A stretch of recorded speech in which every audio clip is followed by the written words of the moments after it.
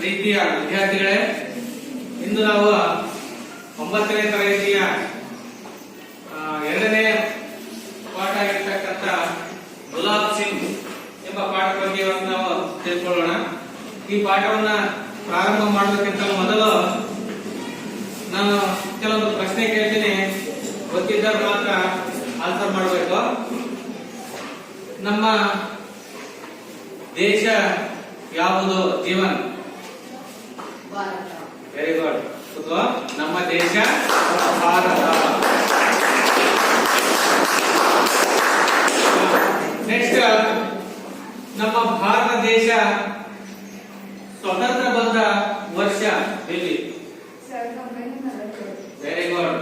1947 August 15 ನಮ್ಮ ದೇಶ ಭಾರತ ದೇಶ ಸ್ವತಂತ್ರ ಆಯಿತು.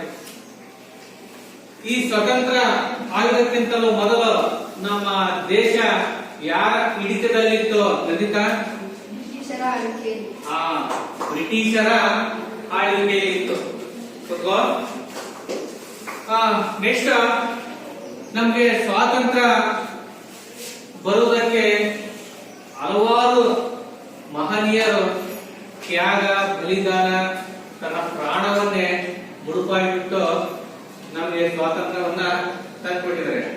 ಅಂತ ಮಹನೀಯರ ಯಾರಾದರೂ ಇಬ್ಬರ ಹೆಸರುಗಳನ್ನ ಹೇಳ್ತೀಯ ಲಕ್ಷ್ಮಿ? ಸ್ವಾತಂತ್ರ್ಯಕ್ಕೋಸ್ಕರ ತನ್ನ ಪ್ರಾಣವನ್ನೇ ಬಲಿದಾನವನ್ನು ಮಾಡಿರ್ತಕ್ಕಂಥ ಮಹಾನ್ ವ್ಯಕ್ತಿಗಳ ಹೆಸರು: ಗಾಂಧೀಜಿ, ಭಗತ್ ಸಿಂಗ್, ಮತ್ತೆ ಇನ್ಯಾರು ಹೇಳ್ತೀರಾ? Doctor B R. ಅಂಬೇಡ್ಕರ್. ಅಂಬೇಡ್ಕರ್ ಅವರು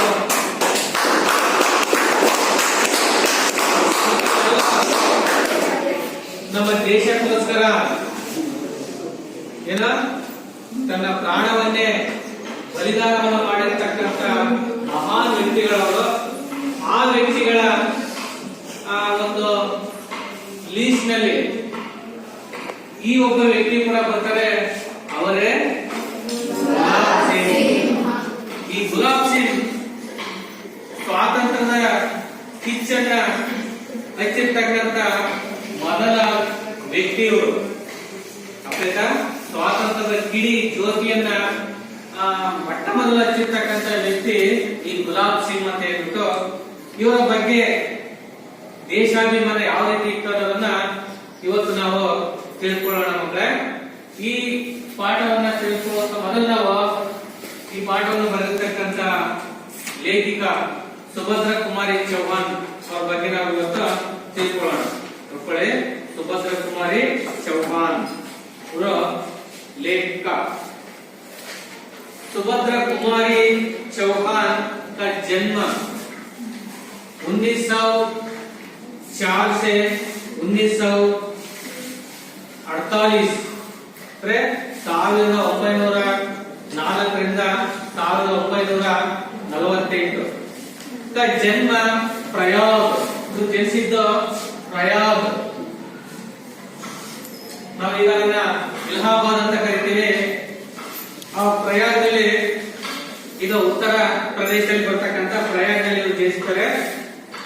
बाल्यकाल से साहित्य में इनकी विशेष रुचि थी. बाल्यकाल से ही, बचपन में, ಬಾಲ್ಯದಿಂದಲೂ ಸಹ ಇವರಿಗೆ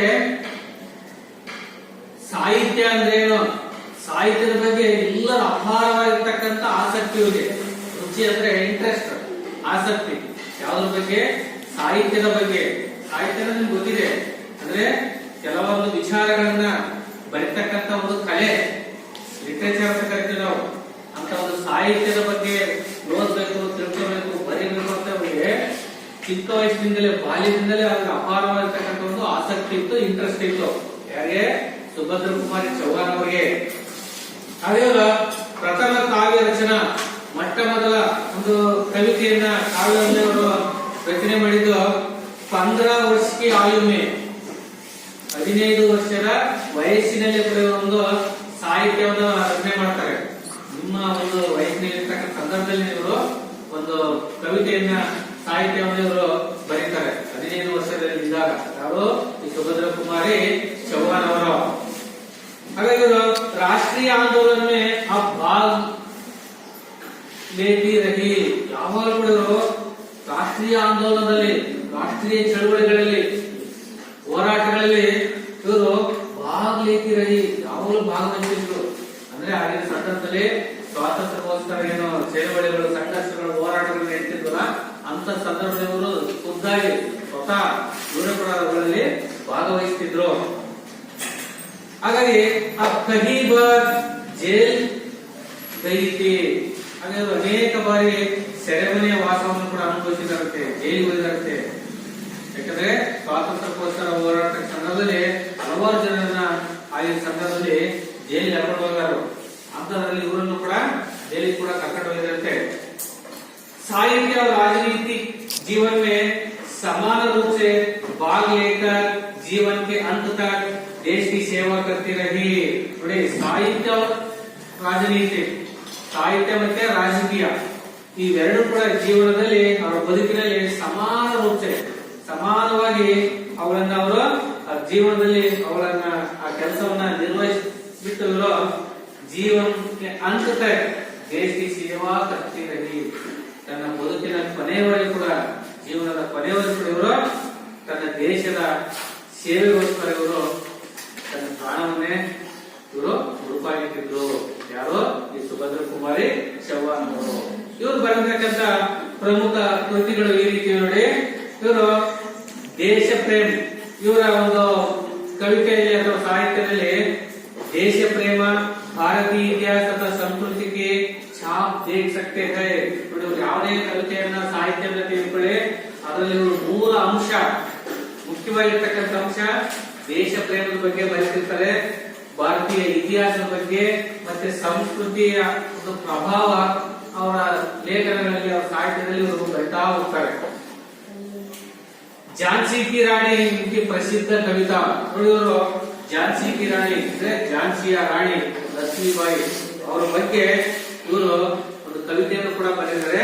ಇವರ ಪ್ರಸಿದ್ಧ ಕವಿತೆ ಅಂತ ಅದು ಝಾನ್ಸಿ ಕಿ ರಾಣಿ. ಕವಿತಾಕ್ಕೆ ಸಂಕಲನ್, ಇವರು ಕವಿತೆಗಳನ್ನ ಕೆಲವು ಬರೆದಿರ್ತಕ್ಕಂಥ ಒಂದು ಸಂಗ್ರಹವಾಗಿರ್ತಕ್ಕಂಥ ಒಂದು ಪುಸ್ತಕದ ಹೆಸರು ತ್ರಿಧಾರವ ಮುಗುಲ್ ಎಂಬ ಒಂದು ಹೆಸರಿನಿಂದ ಅದಿವತ್ತು ಪ್ರಕಟಣೆಗೊಂಡಿದೆ. आपकी कहानियां सरल शैली, मधुरतम भावना आदर्श और यथार्थवादी मर्मस्पर्शी संघर्षों पर आधारित है. देखिए, आपकी कहानियां सुभद्र कुमारी चौहान जो लिखी हुई जो कहानी है ना, उसमें जो सरल शैली में बहुत सुलभ ಸರಳವಾಗಿರ್ತಕ್ಕಂಥ ಶೈಲಿಯಲ್ಲಿ, ಬರವಣಿಗೆಯಲ್ಲಿ ಮಧುರತಮ ಭಾವನೆ ಅಂದ್ರೆ ಕೇಳೋದಕ್ಕೊಂದು ಒಳ್ಳೆಯ ಭಾವನೆಗಳನ್ನ ಒಳಗೊಂಡಿರ್ತಕ್ಕಂಥ, ಆದರ್ಶವಾಗಿರ್ತಕ್ಕಂಥ, ಯಥಾರ್ಥವಾಗಿರ್ತಕ್ಕಂಥ, ಹೃದಯ ಮುಟ್ಟುವಂತಹ ಸಂಘರ್ಷಗಳನ್ನ ಒಳಗೊಂಡಿರ್ತಕ್ಕಂಥ ಕಹಾನಿಗಳನ್ನ ಇವರು ಬರೆದಿದ್ದಾರೆ.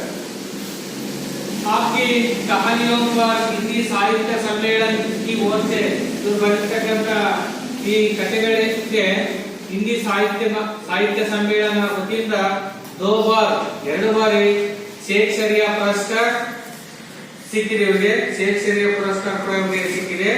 आपकी कहानियों के संग्रह का नाम ಅಂದ್ರೆ ಕೆಲವು ಕಥೆಗಳನ್ನ ಬರೆದಿರ್ತಕ್ಕಂಥ ಪುಸ್ತಕದ ಹೆಸರು ಬಿಕರೆ ಮೋತಿ ತಥಾ ಉನ್ಮಾಲಿನಿ ಅಂತ ಹೇಳ್ಬಿಟ್ಟು ಕೆಲವು ಕಥೆಗಳನ್ನ ಬರೆದಿರ್ತಕ್ಕಂಥ ಒಂದು ದೊಡ್ಡ ಪುಸ್ತಕ ಇದೆ. ಆ ಪುಸ್ತಕ ಒಂದು ಹೆಸರನ್ನ ಕೊಟ್ಟಿದ್ದಾರೆ. ಆ ಪುಸ್ತಕದ ಹೆಸರೇನಪ್ಪ ಅಂದ್ರೆ ಬಿಕರೆ ಮೋತಿ ತಥಾ ಮತ್ತು ಉನ್ಮಾಲಿನಿ ಎಂಬಂತ ಪುಸ್ತಕದಲ್ಲಿ ಎಲ್ಲಾ ಕಹಾನಿಗಳನ್ನ ಬರೆದಿರ್ತಕ್ಕಂಥ ಕಹಾನಿಗಳು ಕಥೆಗಳನ್ನೇ ಒಳಗೊಂಡಿವೆ. ಇಷ್ಟು ಈ ಸುಭದ್ರ ಕುಮಾರಿ ಚೌಹಾನ್ ಅವರ ಪರಿಚಯ. ನೆಕ್ಸ್ಟ್ ನಾವು ನೋಡೋದಾದ್ರೆ ಈ ಒಂದು ಗುಲಾಬ್ ಸಿಂಗ್ ಪಾಠದಲ್ಲಿ ಬರ್ತಕ್ಕಂಥ ಕೆಲವು ನಯ ಶಬ್ದಗಳು ನಾವು ಕೊಟ್ಟಿದ್ವಿ ನೋಡಿ. ನಯ ಶಬ್ದ ಅಂದ್ರೆ ಹೊಸ ಶಬ್ದಗಳ ಪರಿಚಯವನ್ನ ಮಾಡ್ಕೊಳ್ಳೋಣ. ಈ ಬುಕ್ಸ್ ನಲ್ಲಿ ಇದೆ ನೋಡಿ. ಫಸ್ಟ್ ಯಾವ್ದಿದೆ ಪತ್ರ, ಇದರಲ್ಲಿ ಯಾವ್ದಿದೆ? ಛಾಪ್ ಚಾಪ್ ಅಂದ್ರೆ पर्यायवाची शब्द ಹೇಗೆ असर और प्रभाव है ನೋಡಿ असर ಮತ್ತೆ ಪ್ರಭಾವ ಮೂರು ಅರ್ಥ ಕೊಟ್ಟಿದ್ದಾರೆ ಇದರ ಅರ್ಥ ಚಾಪ್ ಅಂದ್ರೆ ಪ್ರಭಾವ ಅಥವಾ ಪರಿಣಾಮ ಎಂಬ ಒಂದು ಅರ್ಥವನ್ನ ಕೊಡುತ್ತೆ ನೆಕ್ಸ್ಟ್ ದುಲಾರ ಅಂತ ಇದೆ ದುಲಾರ ದುಲಾರ ಅಂದ್ರೆ ಪ್ರೀತಿಯ ಅಂತ ಅರ್ಥ ಬರುತ್ತೆ ನೆಕ್ಸ್ಟ್ ಬುಖಾರ ಬುಖಾರ ಅಂದ್ರೆ ಜ್ವರ ಎಂಬ ಅರ್ಥವನ್ನ ಕೊಡುತ್ತೆ ನಾವು ಇಂಗ್ಲಿಷ್ ನಲ್ಲಿ ಫೀವರ್ ಅಂತ ಕರಿತೀವಲ್ಲ ಅದು ಜ್ವರ ಅಂತ ಹೇಳ್ಬಿಟ್ಟು ಬುಖಾರ್ ಹಿಂದಿ ವರ್ಡ್ तस्वीर तस्वीर ಅಂದ್ರೆ अंग्रेजी में हम फोटो काटे फोटो कास्ट ಚಿತ್ರ ಅಂದ್ರೆ ಭಾವಚಿತ್ರ ಜುಲೂಸ್ ಅಂತಿದೆ ಇದರಲ್ಲಿ ನೆನಪಿಟ್ಕೋಬೇಕಾಗಿರ್ತಕ್ಕಂಥ ವರ್ಡ್ ಜುಲೂಸ್ ಜುಲೂಸ್ ಅಂದ್ರೆ ಮೆರವಣಿಗೆ ಮೆರವಣಿಗೆ ಅಥವಾ ಜನಯಾತ್ರಾ ಅಂತ ಕೂಡ ನಾವು ಕರಿತೀವಿ ಬಾದುಷಾಹ ಬಾದುಷಾಹ ಅಂದ್ರೆ ರಾಜ ಅಂತ ಹೇಳ್ಬಿಟ್ಟು ಹುಕುಂ ಅಂದ್ರೆ ಆದೇಶ ಅಥವಾ ಆಜ್ಞೆ ರೋಲಿ ರೋಲಿ ಅಂದ್ರೆ ಕುಂಕುಮ ನಮ್ಮ ಹಣೆಗೆ ಇರುವಂತಹ ತಿಲಕ ಅಥವಾ ಕುಂಕುಮ ಅಂತ ಕೂಡ ನಾವು ಕರಿತೀವಿ ಅಭಾಮಂಡಲ ಅಂತಿದೆ ಅಭಾಮಂಡಲ ಅಂದ್ರೆ ಕಾಂತಿಯುಕ್ತವಾದ ಹೊಳಪಿನಿಂದ ಕೂಡಿದ ಬಲಯ ಲೇನ ಅಂತಿದೆ ನೋಡಿ ಬಲಯ ಲೇನ ಅಂದ್ರೆ ಕಿಸಿಗೆ ಕಲ್ಯಾಣ ಕಿ ಕಾಮನ ಕರ್ನ ಅಂದ್ರೆ ಒಂದು ಆಶೀರ್ವಾದ ಮಾಡತಕ್ಕಂತ ಶಬ್ದ ಅಂದ್ರೆ ಒಂದು ಒಳ್ಳೆಯ ಕೆಲಸಕ್ಕೆ ಹೋಗ್ತಕ್ಕಂಥ ಸಂದರ್ಭದಲ್ಲಿ ಅವರ ಆಸೆ ಈಡೇರಲಿ ಎಂಬ ಒಂದು ಆರೈಕೆಯನ್ನ ಮಾಡ್ತಕ್ಕಂತ ಆ ಶಬ್ದ ಅದು ನಾವೆಲ್ಲಿ ಪರೀಕ್ಷೆಗೆ ಹೋಗಿರ್ತೀವಿ ಅಥವಾ ಒಂದು ಊರಿಗೆ ಹೋಗಿರ್ತೀವಿ ಅಥವಾ ಒಂದು ಶುಭ ಕಾರ್ಯಕ್ಕೆ ಹೋಗ್ತಿರ್ತೀವಿ ಆ ಸಂದರ್ಭದಲ್ಲಿ ಹಿರಿಯರು ನಮ್ಗೆ ಆಶೀರ್ವಾದ ಮಾಡ್ತಿರ್ತಾರೆ ಏನೋ ನೀವು ಹೋಗ್ತಕ್ಕಂಥ ಕೆಲಸ ಏನೋ ಸಕ್ಸಸ್ ಆಗ್ಲಿ ಆ ಕೆಲಸ ಈಡೇರಲಿ ಒಳ್ಳೇದಾಗ್ಲಿ ಬಯಕೆ ಈಡೇರಲಿ ಅಂತ ಆರೈಕೆ ಮಾಡ್ತಲ್ಲ ಅದಕ್ಕೆ ನಾವು ಬಲ ಏನ ಅಂತ ಕೂಡ ಕರಿತೀವಿ ಬಿಕೇರ್ನ ಅಂದ್ರೆ ಆ ಕಡೆ ಈ ಕಡೆ ಎಲ್ಲ ಕೂಡ ಏನ ಹರಡುವುದು ಚೆಲ್ಲುವುದು ಬಿದ್ದಿರುವುದು ನೆಕ್ಸ್ಟ್ ಲತ್ಪತ್ ಅಂದ್ರೆ ದೀಘಾವ ಅಂತ ಅರ್ಥ ದೀಘಾವ ಅಂದ್ರೆ ಪೂರ್ತಿ ನೆನೆದ ಅಥವಾ ತೊಯ್ದ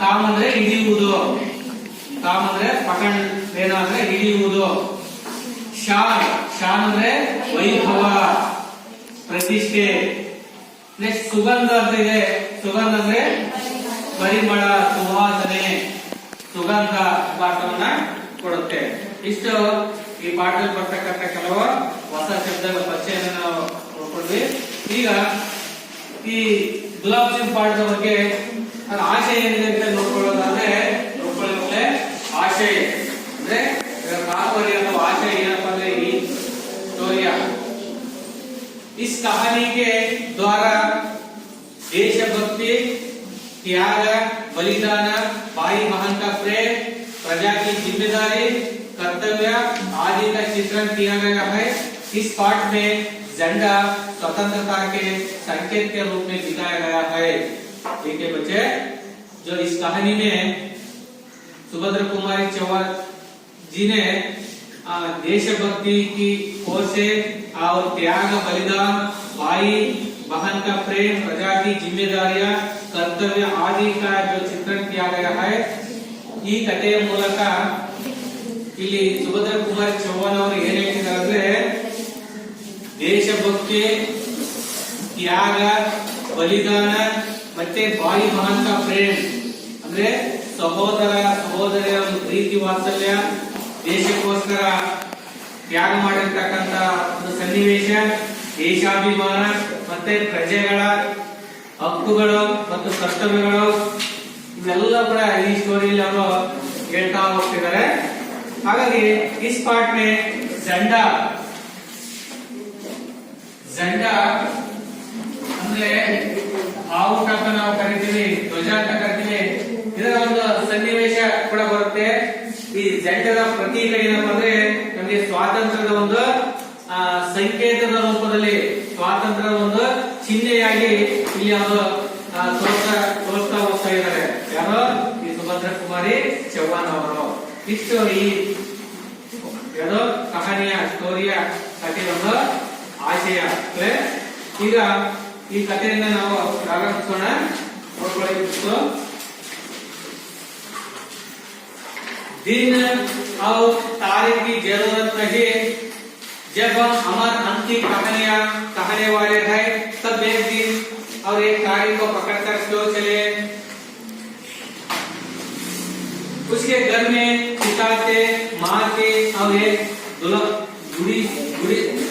गुड़िया सी बहन थी। गुलाब सिंह सारे घर का दुलारा था। एक दिन की बात है, वह बीमार पड़ा। माँ ने उसका खाना बिल्कुल बंद कर दिया था, पर उसका बार बार कुछ खाने को मांगना छोटी बहन से ना सह गया।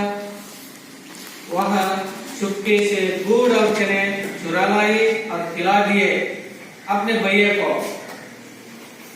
उसके बाद भैया का बुखार बढ़ गया, पर वह तो खिला ही चुकी थे। अपने भाई के संतोष के लिए वह माँ बाप का गुस्सा भी सहने को तैयार थी, पर भाई ने गुड़ चने की बात किसी को ना बताई। धीरे धीरे रोग उतर गया, पर भाई के मन पर बहन के प्रेम की छाप पड़ गई। ऐसी एक नहीं अनेक बातें बहन की, माँ की, पिता की उसके मन पर चपी थी। वह कभी उनसे लड़ता झगड़ता भी, पर आंखों से आंसू और मन के रंग उसके मन पर चपी इन तस्वीरों को तो ना सके। एक दिन ऐसे हवा बहक की मुरझाए हुए दिलों में नई जान आ गई। यहाँ हवा उमंगों की हवा थी। बड़ा भारी जुलूस निकालना था, पर बादशाह का हुक्म था कि जुलूस ना निकले। शहर में आतंक छा गया। ಇಲ್ಲಿವರೆಗೆ ಜೀವನ ಓದಪ್ಪ ಪಾಠ ಇದನ್ನ ನೀಟಾಗಿ ಫಸ್ಟ್ ಓದ್ಬೇಕು. ನಿದ್ದೆ ನೋಡ್ಕೊಳ್ಳಿ, ಪ್ರತಿ ನೋಡ್ಕೋ. दिन और तारीख बोलो। दिन और तारीख की जरूरत नहीं, जब हम अमर आंख की कहानी कहने वाले हैं तब एक दिन और एक तारीख को पकड़कर क्यों चले। उसके घर में पिता थे, माँ थी और एक गुड़िया सी बहना थी। गुलाब सिंह सारे घर का दुलारा था। बेटा और बेबी एक दिन की बात है, बीमार पड़ा। माँ ने उसका खाना बिल्कुल बंद कर दिया था, पर उसका बार बार कुछ खाने को मांगना छोटी बहना से ना सह गया। वह चुपके से पूरा और चने चुरा लानी और दिए अपने भैया को। उसके बाद भैया का बुखार बढ़ गया, पर वह तो खिला ही चुकी थी।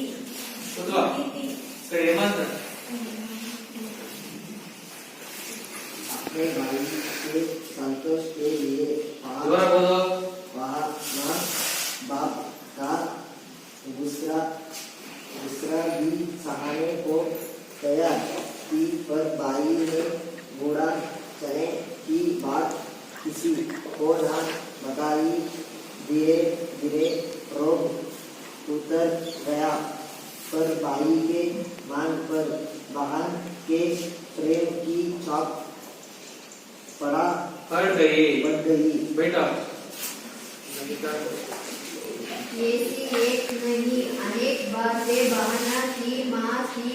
की उसके मन पर चढ़ी थी। वह कभी उनसे लड़ता डरता थी, पर आंखों के आंसू और मन के रंग उसके मन पर छपी हुई तस्वीरों को धो न सके। एक दिन ऐसी हवा बही कि मुरझाए हुए दिलों में नई जान आ गई। यह हवा उमंगों की हवा थी। बड़ा भारी जुलूसा निकलना था, पर बादशाह का हुक्म था कि जुलूस न निकले। शहर में आतंक छा गया। ಸುಭದ್ರ ಕುಮಾರಿ ಚೌಹಾಣ್ ಅವರು ಹೇಳ್ತಾರೆ, ಒಂದು ಒಳ್ಳೆಯ ಕಥೆಯನ್ನು ಹೇಳ್ತಕ್ಕಂಥ ಸಂದರ್ಭದಲ್ಲಿ ನೋಡಿ ಅವ್ರು ಹೇಳ್ತಿದ್ದಾರೆ, ದಿನ और तारीख की जरूरत नहीं है। ನೋಡಿ ಹೇಳ್ತಿದ್ದಾರೆ ಲೇಖಕ ಅವರು, ದಿನ ಮತ್ತೆ ತಾರೀಖ್ की जरूरत नहीं। ನಾವು ಒಂದು ಒಳ್ಳೆಯ ಕಥೆಯನ್ನು ಹೇಳ್ತಕ್ಕಂಥ ಸಂದರ್ಭದಲ್ಲಿ ದಿನ ಮತ್ತೆ ತಾರೀಖಿನ ಒಂದು ಅವಶ್ಯಕತೆ ಬೇಡ ನಮಗೆ। जब हम अमर अंक की कहानी कहने वाले हैं, ಯಾವಾಗ ನಾವು ಅಮರವಾಗಿರ್ತಕ್ಕಂಥ ಕೊನೆ ಇಲ್ಲದೆ ಜೀವಂತವಾಗಿರ್ತಕ್ಕಂಥ ಕಥೆಯನ್ನು ಹೇಳ್ತಕ್ಕಂಥ ಸಂದರ್ಭದಲ್ಲಿ ನಾವು ಅಂತ ಕಥೆಯನ್ನು ನಾವು ಹೇಳಿಕೊಟ್ಟಿದೀವಿ। ಅಂತ ಸಂದರ್ಭದಲ್ಲಿ ದಿನ ಮತ್ತೆ ತಾರೀಖು ಇದು ಯಾವಾಗ ನಡೆದಿತ್ತು, ಎಂದು ನಡೆದಿತ್ತು ಅನ್ನೋ ಆ ಒಂದು ಪ್ರಶ್ನೆಗೆ ನಾವು ಹೋಗೋದು ಬೇಡ। ಹಾಗಾಗಿ ದಿನ ಮತ್ತು ತಾರೀಕಿನ ಅವಶ್ಯಕತೆ ಇಲ್ಲಿ ಬೇಡ। ಆ ಶಾಶ್ವತವಾಗಿರ್ತಕ್ಕಂಥ ಅಮರವಾಗಿರ್ತಕ್ಕಂಥ ಜೀವಂತವಾಗಿರ್ತಕ್ಕಂಥ ಕಹಾನಿಯನ್ನ ಹೇಳ್ತಕ್ಕಂಥ ಸಂದರ್ಭದಲ್ಲಿ ನಾವು ತಾರೀಖು ಮತ್ತು ದಿನವನ್ನ ಅದನ್ನ ಹಿಡ್ಕೊಂಡು ನಾವೇನ್ ಮಾಡ್ಲಿ ಅಂತ ಇಲ್ಲಿ ಲೇಖಿಕ ಅವರು ಮೊದಲು ಇಲ್ಲಿ ನಮ್ಗೆ ಪ್ರಶ್ನೆ ಮಾಡ್ತಾರೆ। ಹಾಗಾಗಿ ನಾವು ಯಾವುದೇ ಇಂಥ ದಿನ ನಡೆಯಿತು, ಯಾವಾಗ ನಡೆಯಿತು ಅನ್ನೋದನ್ನ ಇಲ್ಲಿ ಪ್ರಶ್ನೆ ಬೇಡ। ಈಗ ಸ್ಟೋರಿ ಹೇಳ್ತಾ ಹೋಗ್ತಿದ್ದಾರೆ ನೋಡಿ। उसके घर में पिता थे, उसके घर में जो गुलाब सिंह के जो घर में जो पिता थे, ತಂದೆ ಇದ್ರು ಅವ್ರಿಗೆ, ಮಾತಿ ತಾಯಿ ಕೂಡ ಇದ್ಲು, ಅವ್ರೆ ಗುಡಿಯಾಸಿ ಬಹಾಂತಿ ಗೊಂಬೆ ಅಂತ ಒಬ್ಬ ಸಹೋದರಿ ಇದ್ಲು ಅವ್ರಿಗೆ। ಯಾಕೆ ಈ ಗುಲಾಬ್ ಸಿಂಹ ಅವರಿಗೆ ಅವ್ರ ತಂದೆ ಕೂಡ ಇದ್ರು, ತಾಯಿ ಇದ್ರು, ಮತ್ತೆ ಆ ಗೊಂಬೆಯ ರೀತಿಯಲ್ಲಿ ಇರ್ತಕ್ಕಂಥ ಸುಂದರವಾಗಿರ್ತಕ್ಕಂಥ ಅವರ ಒಬ್ಬ ಸಹೋದರ ಗುಲಾಬ್ ಸಿಂಗ್ ಸಾರೆ ಗರ್ಗ ದುಲಾರಥ। ಈ ಗುಲಾಬ್ ಸಿಂಗ್ ಆ ಮನೆಯ ಎಲ್ಲರ ಪ್ರೀತಿಯ ಮಗನಾಗಿದ್ದ, ಎಲ್ಲರಿಗೂ ಪ್ರೀತಿಯ ಪಾತ್ರನಾಗಿದ್ದ, ಬಹಳ ಇದನ್ನ ಇಷ್ಟಪಟ್ಟಿದ್ರು, ಪ್ರೀತಿಸ್ತಿದ್ರು। ಯಾಗ ಈ ಗುಲಾಬ್ ಸಿಂಗ್ ಅಂದ್ರೆ ಮನೆಯಲ್ಲಿ ತಂದೆ ತಾಯಿ ಮತ್ತೆ ಒಬ್ಬ ಸಹೋದರಿ ಮತ್ತೆ ಗುಲಾಬ್ ಸಿಂಗ್, ಈ ಒಂದು ಚಿಕ್ಕದಾಗಿರ್ತಕ್ಕಂಥ ಕುಟುಂಬ ಒಂದಾಗಿತ್ತು। ಹಾಗಾಗಿ ಗುಲಾಬ್ ಸಿಂಗ್ ಕಂಡ್ರೆ ಎಲ್ಲರೂ ಬಹಳ ಇಷ್ಟಪಡ್ತಾ ಇದ್ರು, ಅಷ್ಟು ಪ್ರೀತಿಯ ಮಗನಾಗಿದ್ದ। ಒಂದಿನ ಏನಾಯ್ತಪ್ಪ ಅಂದ್ರೆ ನೋಡಿ, ಈ ಬಾತ್ ಹೈ, ಒಂದಿನದ ವಿಚಾರ ಏನಪ್ಪ ಅಂದ್ರೆ, ವಹ ಬೀಮಾರ್ ಪಡ, ಅವನು ಏನೋ ಹುಷಾರಿಲ್ಲಾಗಾಯ್ತು, ಬೀಮಾರ್ ಈ ಶಬ್ದ ನೆನಪಿಟ್ಕೋಬೇಕು ನೀವು। ಲೆಟರ್ ರೈಟಿಂಗ್ ಬರೆಯತಕ್ಕ ಸಂದರ್ಭದಲ್ಲಿ ಈ ವರ್ಡ್ ಬರುತ್ತೆ। ಆರೋಗ್ಯ ಸರಿ ಇಲ್ಲ ಅಂತ ಸಂದರ್ಭದಲ್ಲಿ ಈ ಬೀಮಾರ್ ಎಂಬ ಶಬ್ದವನ್ನ ಬರೆದಿರ್ತೀರಿ। ಬೀಮಾರ್ ಅಂದ್ರೆ ಜ್ವರ ಅಂತ ಅರ್ಥ, ಸಾರಿ ಪೇಷಂಟ್ ರೋಗಿ, ಬುಖಾರ್ ಅಂದ್ರೆ ಜ್ವರ, ಗೊತ್ತಾಯ್ತಾ? ಬೀಮಾರ್ ಅಂದ್ರೆ ಹುಷಾರಿದ್ದಾಗ ಆಗಿರೋದು, ಆರಾಮಾಗಿದ್ದಾಗ ಆಗಿರೋದು। ನಾವು ಇನ್ನೊಂದು ಅಂತ ಕರಿತೀವಿ ರೋಗಿ ಅಂತ ಕರಿತೀವಿ, ಪೇಷಂಟ್ ಅಂದ್ರೆ ಹುಷಾರಾಗಿಲ್ಲ, ಹುಷಾರಿಲ್ಲ। ಹಾಗಾಗಿ ಬೀಮಾರ್ ಪಡ। माँ ने उसका खाना बिल्कुल बंद कर दिया था। ಅವನು ಹುಷಾರಿಲ್ಲದಾಗಿತ್ತು, ಆವಾಗ ಅವರ ತಾಯಿಯು ಅವರ ಅಮ್ಮ ಇವರಿಗೆ ಬಿಲ್ಕುಲ್ ಜೋ ಖಾನಾ ಬಂದ್ ಕರ್ ದಿಯಾ ಥಾ, ಪೂರ್ಣ ಅದು ಊಟ ಕೊಡೋದನ್ನೇ ನಿಲ್ಲಿಸಿದ್ಲು। ಯಾಕೆ ಅವ್ರಿಗೆ ಹುಷಾರಿಲ್ಲ, बीमार पड़ गया था, इसलिए जो माँ ने गुलाब सिंह की जो माँ ने तो खाना पीना सब कुछ बंद कर दिया था, ಊಟ ಕೊಡೋದನ್ನೇ ನಿಲ್ಲಿಸಿದ್ಲು। पर उसका बार बार कुछ खाने को मांगना, ನೋಡಿ ಹೇಳ್ತಾರೆ, ಆದ್ರೆ ಇವನು ಪದೇ ಪದೇ ಏನಾದ್ರು ಊಟ ಕೊಡೋದಕ್ಕೆ ಕೊಡೋದಕ್ಕೆ ಪದೇ ಪದೇ ಕೇಳ್ತಿದ್ದಾನೆ ಅವ್ರ ಅಮ್ಮನ. ಆದ್ರೆ ಅವರಮ್ಮ ಅವ್ನಿಗೆ ಊಟ ಕೊಡೋದಿಲ್ಲ. ಯಾಕಂದ್ರೆ ಹುಷಾರಿಲ್ಲಪ್ಪ, ಬೇಡ ನಿನಗೆ, ಸ್ವಲ್ಪ ನೀನು ಪಥ್ಯ ಆಹಾರವನ್ನು ಊಟ ಮಾಡೋ. ಅವನು ಏನೇನ ಬಾಯಿಗೆ ಬೇಕಿರ್ತಕ್ಕಂಥ ಟೇಸ್ಟ್ ಆಗಿರ್ತಕ್ಕಂಥ ಆಹಾರವನ್ನ ಕೇಳ್ತಾನೆ. ಆದ್ರೆ ಅವ್ರ ಅಮ್ಮ ಕೊಡ್ತಾ ಇಲ್ಲ. ಬೇಡಪ್ಪ, ನಿನ್ಗೆ ಹುಷಾರಿಲ್ಲ, ಹಾಗಾಗಿ ನಿಮಗೆ ಆ ಊಟ ಬೇಡ, ಈ ಊಟ ಬೇಡ, ಬರೀ ಗಂಜಿ ಕುಡಿಯತ್ತೆ, ಇನ್ನೊಂದೇ ಕುಡಿಯತ್ತೆ ಬಿಟ್ಟು ಅವರಮ್ಮ ಹೇಳ್ತಾ ಇದ್ದಾಳೆ. ಹಾಗಾಗಿ ಇದನ್ನ ಚೋಟಿ ಬಹನ್ ಸೆ ನಾ ಸಾಗಯ, ಈ ಸಂದರ್ಭವನ್ನ, ಈ ಸನ್ನಿವೇಶವನ್ನ ಅವರ ಚೋಟಿ ಬಹನ್ ಅವರ ತಂಗಿಗೆ ಸಹಿಸ್ಕೊಳಕ್ ಆಗಿಲ್ಲ. ಅವ್ರ ತಂಗಿಗೆ ಒಂದು ಆಹಾರವನ್ನೇನು ಅನ್ನದ ಊಟವನ್ನು ಕೇಳ್ತಕ್ಕಂತ ಪರಿಪರಿಯನ್ನ ಅವ್ರ ತಂಗಿ ಕಳ್ಕೊಳಕ್ ಆಗಿಲ್ಲ. ಆಗ ಮಾಡಿದ ನೋಡಿ, ಚುಪ್ಕೆ ಸೆ ಗೂಢ ಚೆನ್ನೆ ಚುರಾವಾಗಿ, ಚುಪ್ಕೆ ಸೆ ರೂಪವಾಗಿ ಯಾವ್ದನ್ನ ಗೂಢ ಚೆನ್ನೆ, ಗೂಢ ಅಂದ್ರೆ ಬೆಲ್ಲ, ಚೆನೆ ಅಂದ್ರೆ ಕಡ್ಲೆಕಾಳು, ಕಡ್ಲೆ ಕಾಳು ಇವುಗಳನ್ನ ಚೊರಾವಾಗಿ ಕದ್ದು ತಂದು ಮನೆಯಿಂದ ಎಲ್ಲ ಇಟ್ಟಿದ್ರು. ಅದನ್ನ ಕದ್ದು ಕೂಡ ತೆಗೆದುಕೊಂಡು ಬಂದ್ರು ಯಾರೋ ಅವರ ಸಹೋದರಿ. ಹಾಗೆ ಅವರು ಕಿಲಾದಿಯೇ ತಿನ್ನುವ ಕೊಟ್ಲು. ಉಸ್ನೆ ಬೈಯಾಕೋ, ಯಾರಿಗೆ ಕೊಡ್ಲು? ಅವರ ಅಣ್ಣಗೆ, ಸಹೋದರಿಗೆ. उसके बाद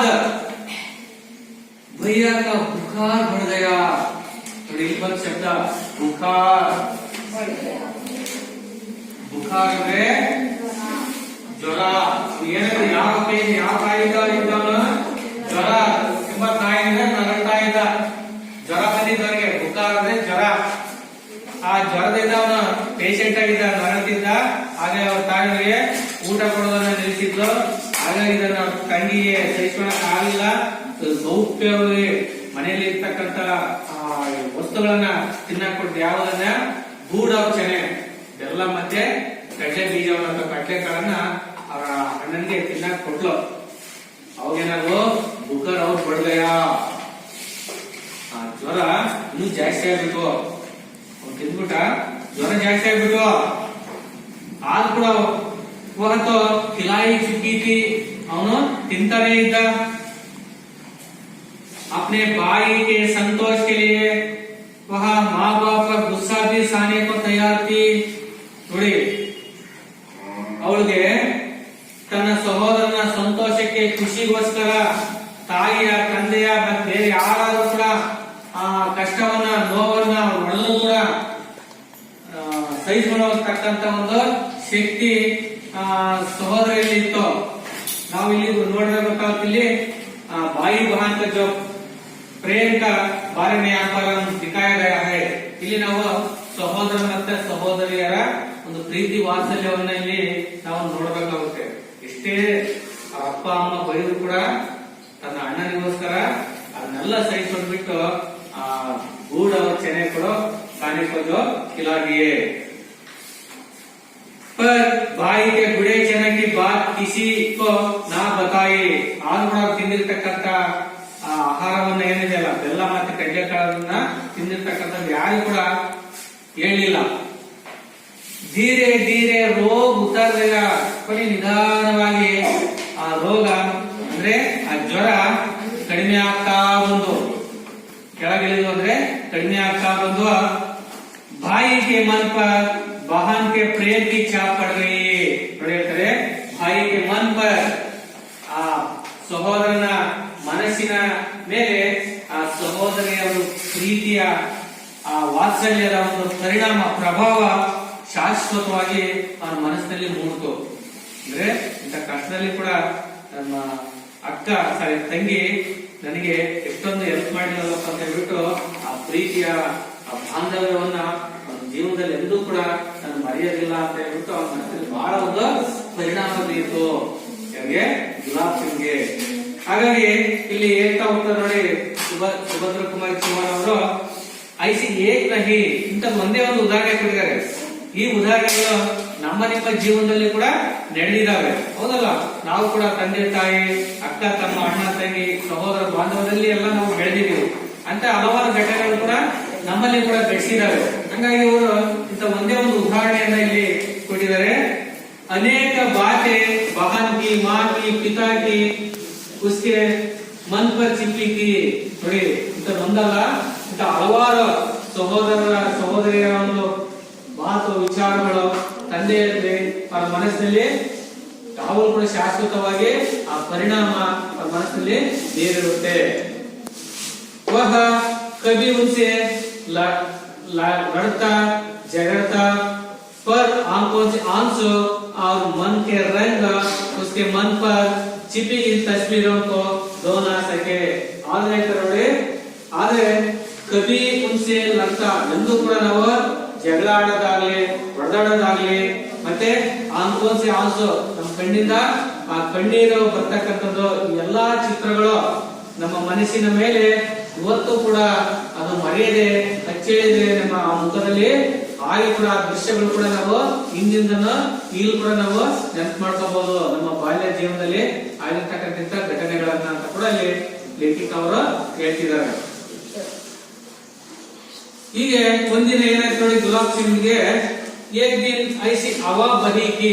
ಹೀಗೆ ಅವರು ಹುಷಾರಿಲ್ಲ ಇದ್ದಿರ್ತಕ್ಕಂಥ ಸಂದರ್ಭದಲ್ಲಿ ಒಂದಿನ ಐಸಿ ಹವಾ ಬಹಿ ಕಿ, ಒಂದಿನ ಅವರಿಗೆ ಒಂಥರ ಉತ್ಸಾಹದ ಹವಾ ಅವರ ಮನಸ್ಸಿನ ಮೇಲೆ ಪರಿಣಾಮ ಬೀರ್ತಂತೆ. ಉತ್ಸಾಹದ ಹವಾ ಅಂದ್ರೆ ಆ ಗಾಳಿ. ಮುರ್ಜಾಳೆ ಹುए ದಿಲೋ ಮೇ, ಇನ್ನೇ ಬೇಜಾರಾಗಿ ಮಲಗಿರ್ತಕ್ಕಂಥ ಆ ಬಾಡಿದ ಹೃದಯದಲ್ಲಿ ಅಥವಾ ನಿರಾಶಾದಾಯಕವಾಗಿರ್ತಕ್ಕಂಥ ಆ ಹೃದಯದಲ್ಲಿ ಒಂದು ಮಂದವಾಸದ ಒಂದು ಗಾಳಿ ಬೀಸಂತೆ. ನೋಡಿ ಏನಂದ್ರೆ ಯಹ ಹವಾ ಉಮಂಗೋಂಕಿ ಹವಾತಿ, ಅದು ಅವನಿಗೆ ಉತ್ಸಾಹವನ್ನ ಕೊಡುವಂತಹ, ಧೈರ್ಯವನ್ನ ಕೊಡುವಂತಹ, ಉರುಪನ್ನ ಕೊಡುವಂತಹ ಒಂದು ಗಾಳಿ ಅದಾಗಿದ್ದಂತೆ. ಯಾವ್ದಪ್ಪ ನೋಡಿ, ಬಡ ಭಾರಿ ಜುಲೂಸ್ ನಿಕಾಲ್ನಾಥ. ನೋಡಿ ಅವರ ಊರಲ್ಲಿ, ಅವರ ನಗರದಲ್ಲಿ ಒಂದು ಭಾರಿ ದೊಡ್ಡದಾಗಿರ್ತಕ್ಕಂಥ ಒಂದು ಜುಲೂಸ್ ನಿಕಾಲ್ನಾಥ, ಒಂದು ಮೆರವಣಿಗೆ ಹೋಗ್ಬೇಕಾಗಿತ್ತು. ಅವರ ನಗರದಲ್ಲಿ ಅಥವಾ ಅವ್ರ ಊರಲ್ಲಿ ಒಂದು ದೊಡ್ಡದಾಗಿರ್ತಕ್ಕಂಥ ಒಂದು ಮೆರವಣಿಗೆ ಯಾತ್ರೆ ಹೋಗ್ಬೇಕಾಗಿತ್ತು. ಪರ್ ಬಾದುಶಾಹ ಹುಕುಂಟ, ಆಗ ಏನಾಗಿತ್ತಪ್ಪ ಅಂದ್ರೆ ಆ ನಗರದಲ್ಲಿ ಬಾದುಶಾಹ ಹುಕುಂಟ, ಬಾದುಶಾಹ ರಾಜ, ದೊರೆ ಅಥವಾ ರಾಜ, ಅರಸ, ಒಡೆಯ, ಆ ರಾಜನ ಒಂದು ಆಜ್ಞೆಯಾಗಿತ್ತು. ಹುಕುಂಟ ಜುಲೂಸ್ ನಾ ನಿಕ್ಲೆ, ಏನ್ ಆಜ್ಞೆ ಆಗಿತ್ತು? ಯಾವ್ದಾಗಿತ್ತು? ಜುಲೂಸ್ ನಾ ನಿಕ್ಲೆ, ಈ ಆಜ್ಞೆ ಹೊರಡಿಸಿದ್ರು. ಜುಲೂಸ್ ನಾ ನಿಕ್ಲೆ जो इस शहर में कोई भी किसी भी जो ಭಾರಿ ಜುಲೂಸ್ ನಾ ನಿಕ್ಲೆ ಅಂತ ಆದೇಶ ಮಾಡಿಬಿಟ್ಟಿದ್ದ, ಆಜ್ಞೆ ಮಾಡಿಬಿಟ್ಟಿದ್ದ. ಈ ಊರಲ್ಲಿ ಯಾರು ಕೂಡ ಮೆರವಣಿಗೆ ಆಗ್ಲಿ, ಜನಯಾತ್ರೆ ಆಗ್ಲಿ, ಉತ್ಸವ ಆಗ್ಲಿ, ಹಬ್ಬ ದಿನಗಳಾಗ್ಲಿ ಯಾವುದು ಕೂಡ ನನ್ನ ಅನುಮತಿ ಇಲ್ಲದೆ ಯಾವುದು ಮಾಡಂಗಿಲ್ಲ ಎಂಬ ಒಂದು ಆಜ್ಞೆಯನ್ನ ಮಾಡಿದ್ದ. ಜುಲೂಸ್ ನಾ ನಿಕ್ಲೆ. ಅವಾಗೆಲ್ಲ ರಾಜ ಆಳ್ವಿಕೆ ಇತ್ತು, ಅವನ ಆಳ್ವಿಕೆ, ಅವನ ಆಜ್ಞೆ ಆದೇಶವನ್ನೆಲ್ಲ ಪಾಲನೆ ಮಾಡಲೇಬೇಕಾಗಿತ್ತು. ಹಾಗಾಗಿ ಆ ಆದೇಶವನ್ನ ಇವರು ಹೊರಡಿಸಿದ್ರು. ಪರ್ ಬಾದುಶಾಹ ಹುಕುಂ ತಾಕಿ ಜುಲೂಸ್ ನಾ ನಿಕ್ಲೆ. ಜುಲೂಸ್ ಅಂದ್ರೆ ಮೆರವಣಿಗೆ ಜನ ಯಾರು ಕೂಡ ಮಾಡಬಾರ್ದು ಅಂತ ಹೇಳ್ಬಿಟ್ಟು. ಹಾಗಾಗಿ ಶಹರ್ ಮೇ ಆತಂಕ ಛಾ ಗಯಾ. ಆ ಶಹರದಲ್ಲಿ, ಆ ನಗರದಲ್ಲಿ, ಆ ಊರಲ್ಲಿ ಭಯದ ವಾತಾವರಣ ಸೃಷ್ಟಿಯಾಗಿತ್ತು. ಆತಂಕ ಅಂದ್ರೆ ಭಯ, ಭಯದ ವಾತಾವರಣ ಎಲ್ಲ ಕಡೆ ಹರಡಿತ್ತು. ರಾಜನ ಆಜ್ಞೆ ಮೀರಿ ನಾವೇನಾದ್ರು ಹೋಗಿದ್ದೆ ಆದ್ರೆ ಏನಾಗುತ್ತೆ, ನಮ್ಮನ್ನ ಉಳಿಸೋದಿಲ್ಲ, ನಮ್ಮನ್ನ ಗುಂಡಿಟ್ಟು ಶೂಟ್ ಮಾಡ್ತಾರೆ. ನಾವು ಅವ್ರ ವಿರುದ್ಧ ಯಾವುದೇ ಮೆರವಣಿಗೆ ಕೂಡ ಮಾಡಂಗಿಲ್ಲ, ಗುಂಪುಗಾರಿಕೆ ಮಾಡಂಗಿಲ್ಲ ಅಂತ ಹೇಳ್ಬಿಟ್ಟು ಆಜ್ಞೆ ಇರುತ್ತೆ ಅಂತ ಹೇಳ್ಬಿಟ್ಟು ಈ ನಗರದಲ್ಲಿ ಆ ಒಂದು ವಾತಾವರಣ, ಭಯದ ವಾತಾವರಣ ಸೃಷ್ಟಿಯಾಗಿತ್ತು ಮಕ್ಕಳೇ.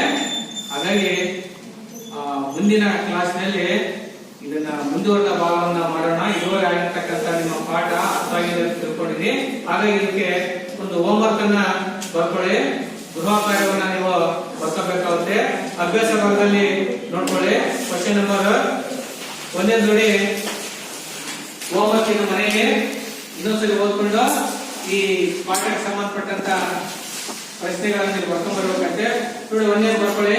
ಕಿಸ್ ಕಾರಣ ಸೆ ಬಾಲಕ ಕಾ ಖಾನಾ ಬಂದ್ ಕರ್ ದಿಯಾ ಥಾ. ಕಿಸ್ ಕಾರಣ ಸೆ, ಯಾವ ಕಾರಣದಿಂದ ಬಾಲಕನಿಗೆ ಊಟವನ್ನ ಬಂದ್ ಮಾಡಲಾಗಿತ್ತು, ಅವನಿಗೆ ಕೊಡಲಾಗಿರ್ಲಿಲ್ಲ, ಯಾವ ಕಾರಣದಿಂದ ಅಂತ ಹೇಳ್ಬಿಟ್ಟು ಅದಕ್ಕೆ ಆನ್ಸರ್ ಬರೀಬೇಕು. ನೆಕ್ಸ್ಟ್ 2ನೇ ಕ್ವಶನ್ ಬರ್ಕೊಳ್ಳಿ. ಬಹನ್ ನೆ ಭಾಯಿ ಕೋ ಕ್ಯಾ ಖಿಲಾ ದಿಯಾ. बहन ने भाई को खाने के लिए क्या खिला दिया. ಏನು ಅವನಿಗೆ ಇನ್ನೂರಕ್ಕೆ ಸಹೋದರನಿಗೆ ಕೊಟ್ಟಲು ಎಂಬ 2 ಪ್ರಶ್ನೆಗೆ ನೀವು ಉತ್ತರ ಬರ್ಕೊಂಡು ಬನ್ನಿ ಮಕ್ಕಳೇ. ಇದುವರೆಗೆ ಪಾಠ ನಿಮ್ಗೆ ಅರ್ಥ ಆಯ್ತು ತಿಳ್ಕೊಂಡು ಈ ಪಾಠವನ್ನು ಮುಕ್ತಾಯ ಮಾಡ್ತೀನಿ. ಧನ್ಯವಾದ.